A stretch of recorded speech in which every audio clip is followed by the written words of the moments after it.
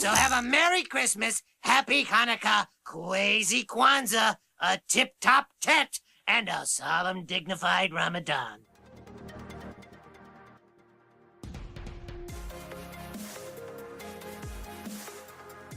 Hello ladies and gentlemen, well it's that most majestic time of the year, it's the holiday season, so let's look at AltChar's top 5 Christmas games. It just would not be Christmas without misogyny and a god complex in Duke Nukem Nuclear Winter, an expansion pack to 3D Realms first-person shooter Duke Nukem 3D. It was developed by Simply Silly Software. Santa Claus has been captured and brainwashed by the aliens that Duke defeated last time. However, to make matters worse, they're supported by a new enemy force calling themselves the Feminist Elven Militia. Duke Nukem needs to travel to the North Pole in order to stop Santa Claus and the intruders together with whatever evil plan he has planned. Most levels in the game are snow-themed, including previously visited levels like Red Light District and Hollywood Holocaust, which the player went through in the original game. However, there are also new levels which will have the player travel to, such as the headquarters of Santa Claus, a large town village, and a toy factory.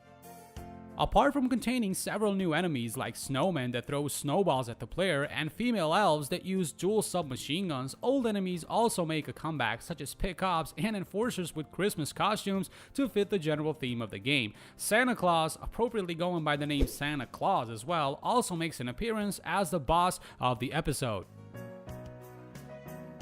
Carrying on the expansion games, because isn't that what Christmas is all about? Getting every last penny out of you for the same thing you already own is a promotional sampler disc of Nights into Dreams that was originally released during the 1996 holiday season for the Sega Saturn and included in the PS2 Sega Ages re-release of Nights into Dreams.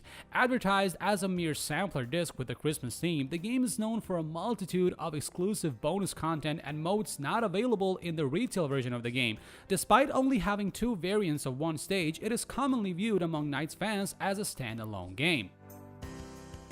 The city is covered in Christmas decorations and the crowd is searching to buy gifts for their loved ones. Among them are our heroes Elliot and Clarice. The crowd is strangely in a rush. The crowd, however, mainly Elliot and Clarice, feel that something is missing. In Twin Seas City, the tower is decorated so nicely that it looks like a Christmas tree. They then believe that it is a star on the tree that is missing. Elliot and Clarice decide to go to Nightopia, find Knights, and retrieve the star.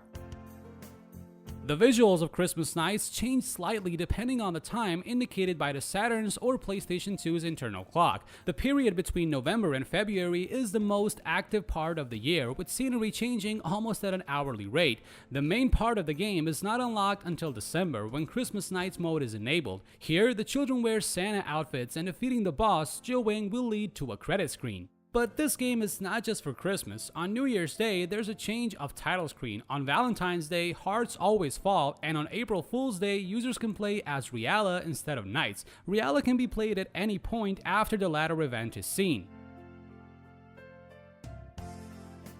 We do not give our respect at AltChar unless you have played Lemmings. You get extra props if you play the Christmas Lemmings, more props if you play it on an Amiga. Christmas Lemmings, also known as Holiday Lemmings, was also released as a series of short games released between 1991 and 1994. The gameplay remains unchanged from the base game, which is not required, so technically we did not put another expansion in here.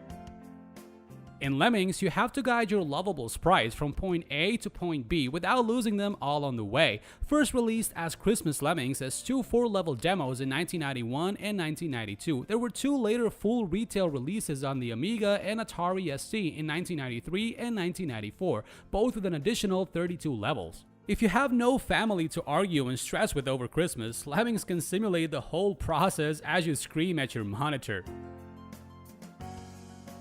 Yup, we actually found a proper Christmas game that is not an expansion and actually contains Father Christmas. Days Before Christmas is a video game developed by Norwegian video game development company Funcom, who would go on to develop the Conan Barbarian games. Originally released onto the Sega Mega Drive in 1994 exclusively in Australia, a version was also released for the Super Nintendo both in Europe and Australia. A North American release was planned, however it was cancelled.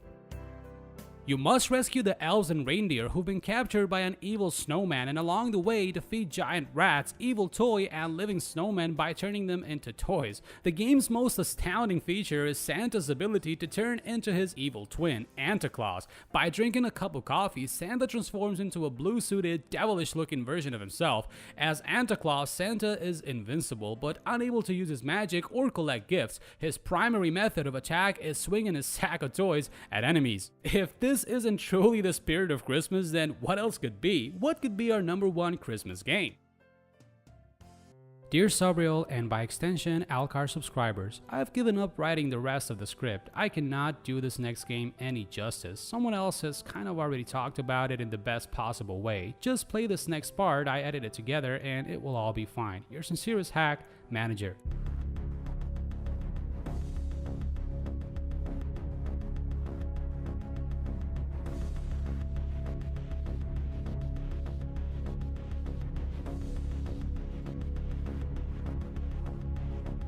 P.S. I know in this footage you can't see the top of my head properly and it's poorly framed, but I'm simply too drunk to move the camera. And while I'm at it, don't forget to subscribe and like us on all the social media platforms.